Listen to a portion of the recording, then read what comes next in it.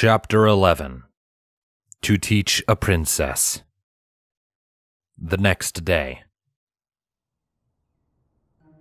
So, what's first?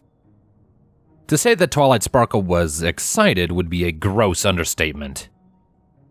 It was approaching midday, the sun rising high into the sky as Twilight put the finishing touches onto her brand new study space, which, of course, was just the Golden Oaks Library. It had been closed to the public for the day, the interior space redecorated with tables containing various books and arcane artifacts that the Alicorn had dug out from her basement lab. Anything and everything she thought that she might need for a day of intense studying and magical training, it was all there. It was all too familiar of a sight for Spike, the Drake peeking in from the kitchen before giving a bemused sigh and retreating back to his plate of gems, though it had been some time since Twilight had found a spell so exciting that she'd spread her laboratory into the entire tree, and he didn't even know what it was she was studying. Twilight, on her part, pranced over from table to table as she conducted final checks on her equipment, ensuring everything was working at its peak efficiency. Some of the more rudimentary systems have been tied into the town's electrical grid. It's amazing what you're allowed to do as a princess of Equestria, while others were being powered by magical crystals that you should never use in a coffee machine. No, she was never going to make that mistake again. Still, everything was set up and waiting for the fun to begin. Fun consisting of equal parts darkness and friendship. Still you naively cling to that folly of a concept. Sombra dismissed the latter as he poofed into existence next to her, giving a bemused glance around the library. None of this is necessary. It's but your magical skill I require. Oh, you never know what might come in handy, Twilight retorted. Besides, most of this is monitoring equipment. I intend to record and catalog every single spark I make today. There's never been a more in-depth study into the dark magical arts. Sombra gave the equipment another look, not entirely sure how any of it was meant to work, something he'd have to search through his distant granddaughter's brain for at some point. There was still much about the modern age he had yet to learn. But that knowledge could be gained at a later date. For now, he had a lesson to teach. Very well, do as you wish, he conceded, but I require your utmost dedication to the darkness from this point forth. The forces with which you play, they are not to be trifled with. It is a power of which you must always maintain control over, for it will otherwise seek to control you. That sounds bad. It invites an early grave, and the graves of whoever would be unfortunate enough to be caught in the path of the nearly mindless abomination you would become.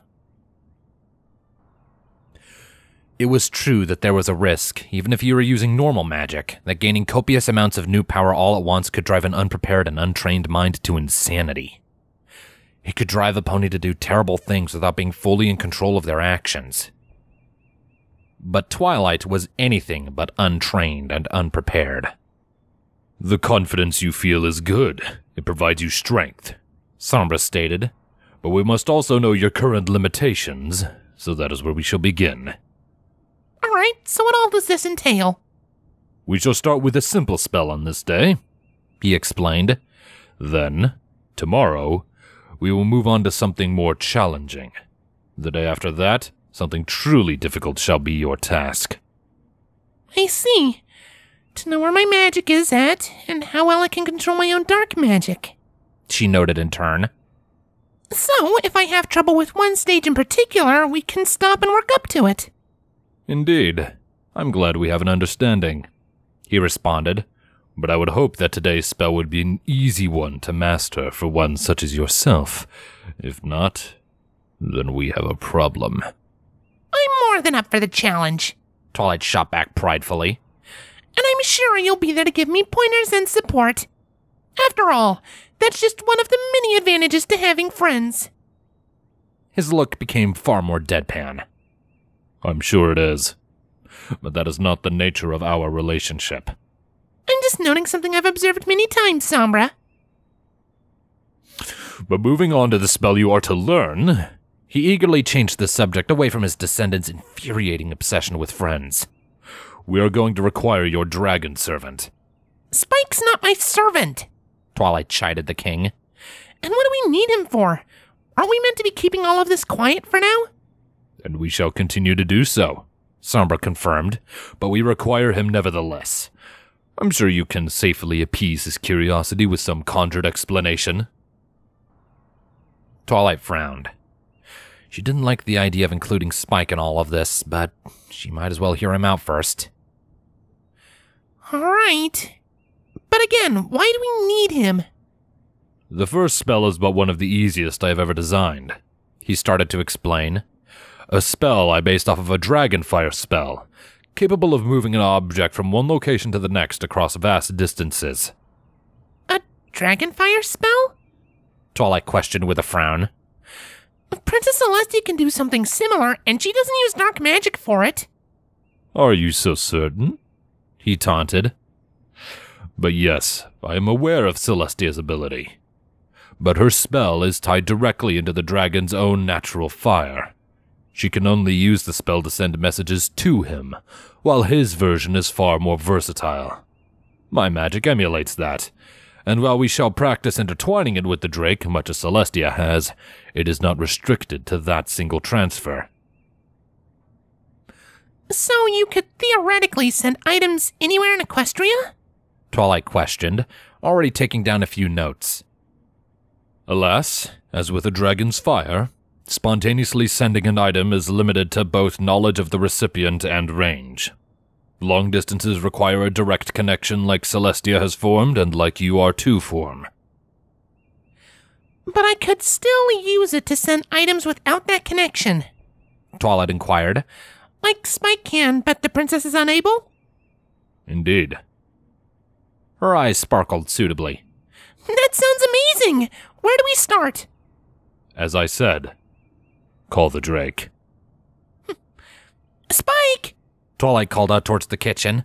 I need your help with something. Are you busy? Hold on a moment. She heard him call back, hearing some rummaging from inside the other room before the door opened and the young dragon strolled out, with stray remnants of various gems around his mouth. Nah, what's up? I need some help with this new spell I've been working on, she explained to him, scooting him over and planting him in the center of the room. Don't worry, it's perfectly safe. When you feel the need to reassure that right off the bat, then I get worried. Spike deadpanned, crossing his arms. But alright, what have you got for me this time? Remember how Princess Celestia figured out a way to tie her magic into your dragonfire spell? Yeah, I've had the stomach aches to prove it, he replied before the dragon realized exactly where she was going with it. You haven't found a way to replicate it, have you? Not exactly, she dismissed with a wave of her huff. This is my own spin on it. It's more of an accurate recreation of the dragonfire spell rather than piggybacking off of it. I think I should be able to tie it into your stream, but I should be able to send things to other locations the way you can as well. Huh.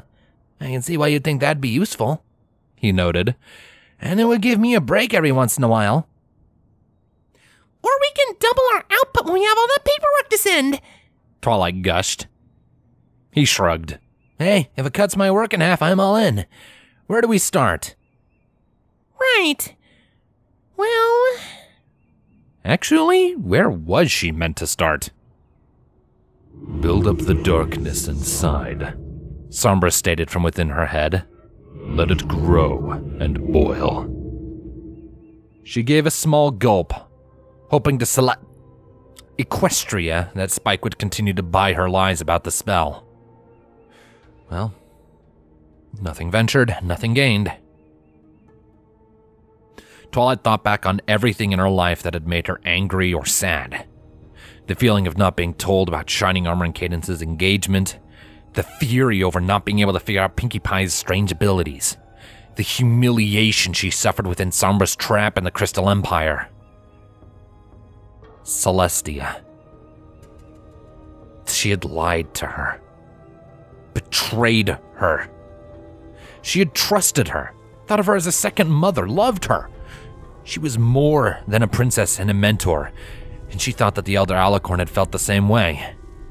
But no, it was all a lie and a game to her. From the first day, she had always known, always. Every moment they had spent must have been such a joke to her. Knowing something that Twilight didn't, lying to her face on numerous occasions, manipulating her, Twilight? Spike muttered fearfully. What? Reality seemed to hit her all at once. Her horn was alight, a pulsating and bubbling black with green energies, the same energy pouring sickeningly from her eyes, and the fear on Spike's face as he took a step back. She didn't cut the stream, but she did immediately rein her feelings in. Those feelings she had used. They'd been powerful. Maybe she should avoid thinking about Celestia when using dark magic for the time being.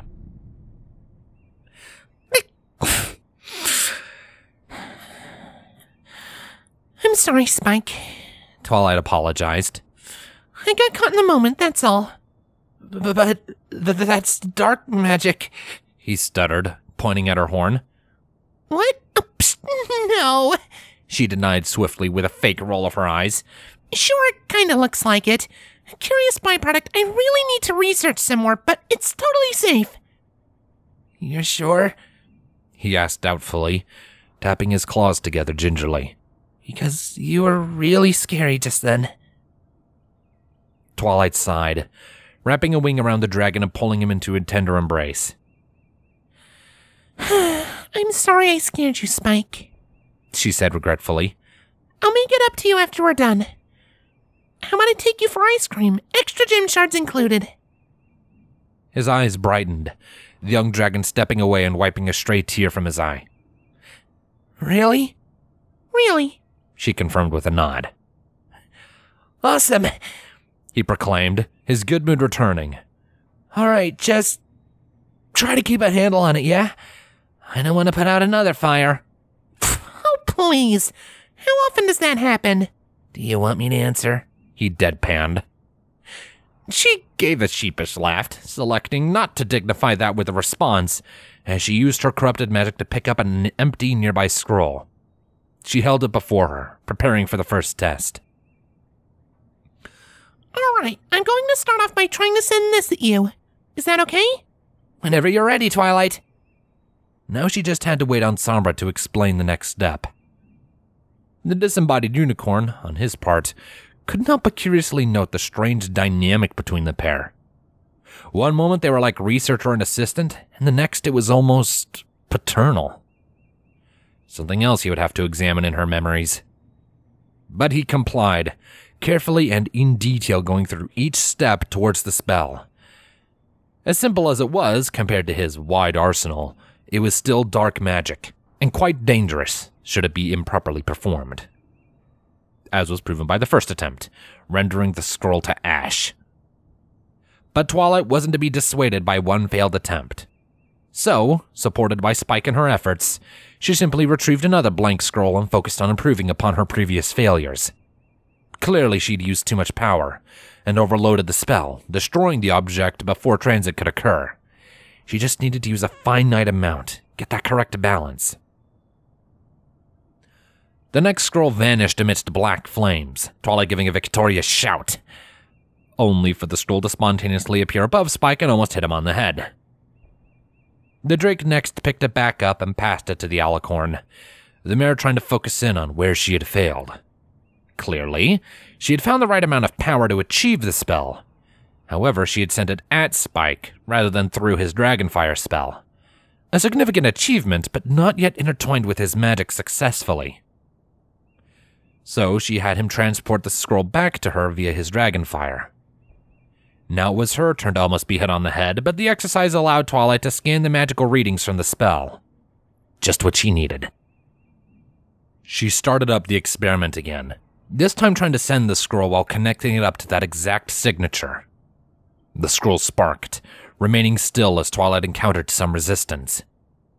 She saw Spike's eyes widen as he felt something, and after a small twitch of his head, she felt the connection establish as the scroll burned up within her black flames, only to emerge from inside his green. Yes! Twilight proclaimed in victory. It works! Nice one, Twilight, Spike complimented. I just had to accept the connection. We should be able to send things between us whenever we want now. This is amazing! She stated excitedly, letting the dark magic die off as she marveled at her achievement. It hadn't even hurt all that much to use. I suppose now you'll want to set up a direct line to Princess Celestia and wherever else you want to send stuff, he noted. Ah. Celestia again. I'll figure that out another time, she dismissed quickly. but I think you've earned that ice cream. Nah, it was no biggie, he replied. But it's nice to see you in a good mood. You were in a bad way when you ran out of here the other day. Well, I have more to be happy about, she replied. A lot more. You should be proud of this first accomplishment, Sombra agreed. The first step of a long journey. And the intensity of her anger towards Celestia had been most intriguing. She'd almost lost control, that is true, but she had also reined it in. Still, that anger was something he would almost assuredly exploit. So he let her go with the young dragon to enjoy themselves in town. He would remain silent, planning out their next lesson in how to further her descent. Piece by piece, he would show his descendant the true nature of the world. She would come to understand why it is that the strong rule and the weak live only to serve that rule. Already she was marveling in her new power, and that would only increase as time progressed. Oh, he had a great many plans to fulfill.